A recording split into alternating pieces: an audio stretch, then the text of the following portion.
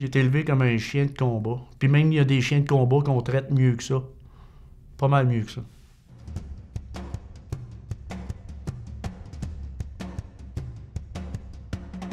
Mon père m'a rejeté dès le jour où est-ce que j'ai été conçu. Quand il a vu que ma mère était enceinte, mon père croyait que ma mère l'avait trompé. Il a battu ma mère puis il a donné des coups de pied au ventre pour me faire avorter. Venu au monde quand même. Mais mon père m'a jamais accepté comme étant son fils. Il m'a tout le temps traité de bâtard, il m'a tout le temps mis à part. C'est de cette façon-là que mon père il m'a toujours pris. Si mon père voyait que notre mère nous touchait ou juste nous parlait avec des mots gentils, doux, ma mère se faisait abattre, puis nous autres aussi on se faisait abattre, tout le monde se faisait abattre.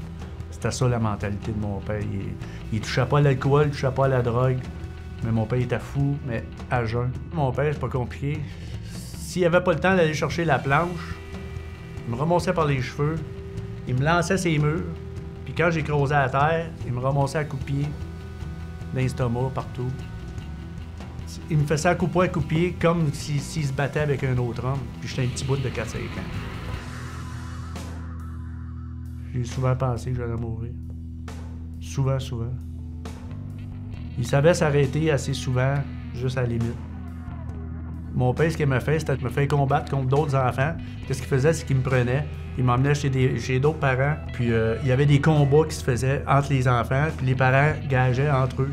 Puis j'avais tellement peur de décevoir mon père, de perdre un combat, puis de voir mon père déçu devant ses amis, que je pense que j'ai jamais perdu de combat devant mon père.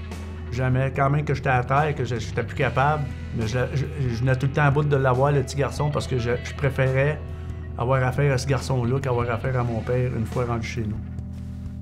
Pour moi, c'était la seule place que je pouvais sentir que je pouvais satisfaire mon père. Fait que dans ma petite tête d'enfant de 4 ans, j'étais content de rendre ce service-là à mon père. De voir qu'il était fier de moi. C'était le seul endroit où je pouvais voir que mon père avait une genre de fierté pour moi. C'était quand je pouvais gagner ces combats-là, puis qu'il disait « Regardez mon gars, hein, regardez mon gars ». Fait que tu sais, j'ai été élevé hein, avec ça, de la violence, tout le temps avec de la violence, de la violence. J'avais jamais osé dire à personne à l'école, ni à nulle part d'autre, ce que mon père nous faisait. Parce que malgré tout, mon père, je l'aimais.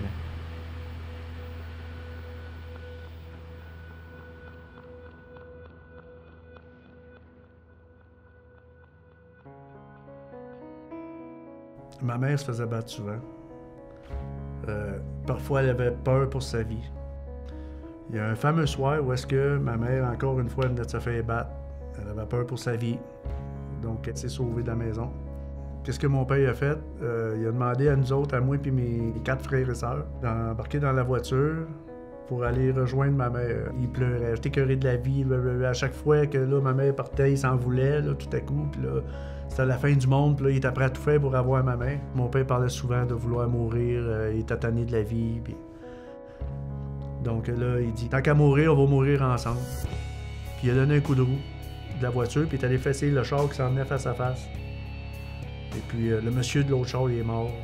Nous, on n'est pas morts, mais on était bien maganés. On pleurait, on criait aux gens sur le bord de la rue de venir nous aider. Il n'y a personne qui venait nous aider. Mon père était à sa connaissance dans le char. Un an plus tard, mon père, il a fallu qu'il passe à la cour pour l'accident de voiture. En arrivant à la cour, ma mère lui a dit qu'elle était pour passer aux aveux tout ce que mon père nous faisait subir, que là, c'était vraiment fini. On allait refaire notre vie sans lui, qu'il allait aller en prison. Puis mon père, il n'a pas aimé ça. Il a dit à ma mère, ben si t'es pour me stouler de tout ça, ces affaires-là, dis-le tout de suite, puis je vais aller me mettre une balle dans la tête à la place. Puis ma mère, ben, tannée, que, tu sais, mon père se menaçait souvent de se suicider. Elle a fait comme, regarde, tu veux te tuer, là, vas-y. Mais cette fois-là, il est parti puis il l'a fait, vraiment. L'accident, c'était grave, mais le suicide à mon père, ça a été le plus gros morceau que j'ai eu à vivre dans ma vie. 3 mois après le suicide à mon père, j'ai été placé dans un centre pour jeunes délinquants. J'avais plus peur de personne, là, tout à coup. À part que mon père, j'avais peur de personne. Je vivais avec tellement de colère, de rage, puis en dedans de moi, là, que c'était plus fort que moi. Je frappais sans m'en rendre compte. Je me suis mis à vendre de la drogue. Je faisais pousser, Puis je vendais mes récoltes à moi. C'est un métier qui m'a rendu sur le nerf tellement. J'en ai fait un burn-out de ça, là, de tout le temps m'en aller. Et la police dit « Oh non, c'est quoi le chose? » Mais j'arrive là-bas, y a-tu du monde qui va m'attendre avec des battes de baseball pour me frapper puis ramasser mes affaires, tu sais? Je savais que j'étais pas correct. Je savais que j'étais pas correct, mais même si je voulais faire comme il faut, on me l'avait pas appris. Quand elle était petite, ma fille avait peur des fois le soir d'aller se coucher, des bébites. Puis moi, je la rassurais en lui disant que Jésus, faites-en pas, il est là. Il est partout en même temps, il voit tout en même temps. Puis Jésus, il permettra pas qu'il y ait des monstres là, dans ta chambre. Puis j'y parlais là, de Jésus là, élogieusement. Moi, Dieu, là, c'était un mythe. C'était un mythe, comme le Père Noël. Moi, c'est ça, je pensais à ce moment-là. Jusqu'au jour où est-ce que ma fille de 25 ans, elle m'appelle un bonsoir pour me demander « Allô, papa, est-ce que t'aimes toujours Jésus? » Pourquoi tu me demandes ça? Ben, elle dit, parce que je vais dans une église qui est full cool, puis c'est plein de jeunes, puis c'est le fun.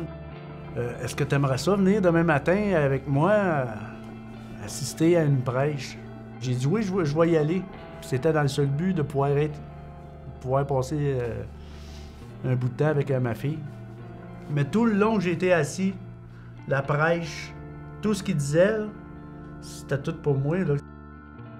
T'es tanné d'être dans la misère? T'as besoin d'un sauveur? T'avoues que par toi-même, t'es pas capable d'en sortir? Tout ce que t'essayes de faire, ça mène à rien? Puis c'est de ça que je vivais.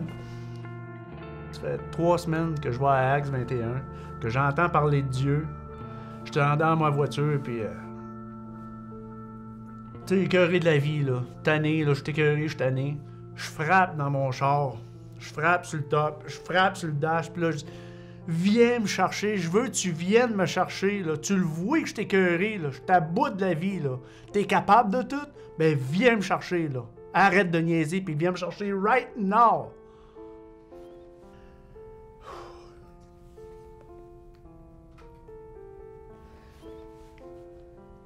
Il est venu me chercher 3 jours après. Non pas pour m'enlever la vie, pour m'en donner une nouvelle.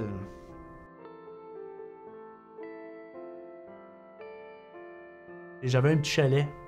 Et puis dans ce cabane-là, j'étais en train de faire la transformation de marijuana en huile de cannabis. Puis ça prend beaucoup de nafta. Du nafta, c'est un gaz qui est très volatile. Puis du nafta, là, j'en avais comme 30 gallons. Dans une petite pièce d'environ 8 pieds par 5 pieds. Là. Et puis, j'étais en train de faire la popote, puis tout à coup, tout a explosé. Kaboum! Le chalet a explosé au complet. Je me suis fermé les yeux comme ça, puis là, sur le coup, je pensais que j'étais en train de brûler. J'étais sûr que j'étais en train de griller, j'étais en train de mourir. Puis après 2, 3, 4 secondes, je sentais pas encore la chaleur. Puis je me suis ouvert un œil comme ça. Puis en ouvrant mon œil, j'ai vu le feu autour de moi. Le feu, là, il était tellement épais, dense, là, que je pouvais le voir, une boule de protection qui me protégeait. Puis j'étais sûr que, étant donné que le feu t'approche de même, que ça allait me brûler quand même, mais je sentais même pas la chaleur. C'était frais, comme d'un frigo. Rendu dehors, je regardais mon chalet, puis il brûlait. Je me suis regardé. Je portais des gants pour faire le travail. Les gants étaient troués, brûlés, là, troués partout. On voyait ma chair en tour. On regardait ma chair, elle n'était pas brûlée. Même pas mes poils. Juste comme j'étais en train de penser à ça, j'ai comme une chaleur apaisante qui m'a rentré. Pas la chaleur du chalet qui brûlait. Une chaleur par en dedans que j'ai sentie. Apaisante, là. Je me sentais aimé. Mon chalet brûlait, puis je m'en foutais. J'étais en paix. J'étais totalement heureux. Puis là, je cherchais pourquoi c'est pas normal, Alain. Ton chalet après brûlé, tes biscuits à gaz dedans, tous tes outils. J'étais en train de tout perdre. Puis je ressentais une paix énorme comme j'avais jamais senti en dedans de moi. Puis là, je me suis dit, voyons, qu'est-ce qui se passe? Puis là, j'entendais mission, mission. Voyons, je suis tout seul dans le bois, il ne peut pas y avoir personne qui me parle. Puis là, j'ai entendu, puis clairement, très clairement, Je t'ai sauvé car j'ai besoin de soldats comme toi pour sauver le plus d'âmes possible. J'ai fait aïe aïe. Dans ma tête, je me suis demandé, ben coudonc, qui c'est qui me parle? Puis c'est là que j'ai entendu, je suis ton Dieu, celui qui est. J'ai toujours su que Dieu m'aimait. J'ai toujours su.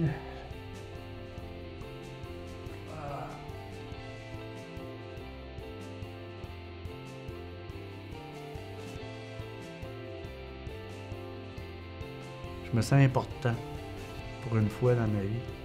Je me sentais comme un déchet. Là. Puis maintenant, je me sens important. Pourquoi? Parce que lui, il m'aime. Je veux que les gens puissent voir que, quand même, qu'ils ont été tout croche dans leur vie, quand même qu'ils ont fait 10 000 affaires, qui pensent que ah non, moi, le Seigneur, il me sauvera pas. Moi, je mérite pas d'être aimé. Je mérite pas. J'ai fait des gaffes que Dieu, je pense pas qu'il puisse pardonner. Mais moi, j'ai la preuve aujourd'hui. Il n'y a rien que Dieu ne peut pas pardonner. Moi, il m'a pardonné tout. Fait qu'il est capable de pardonner tout à n'importe qui. Mon nom est Alain Rodrigue et je suis deuxième.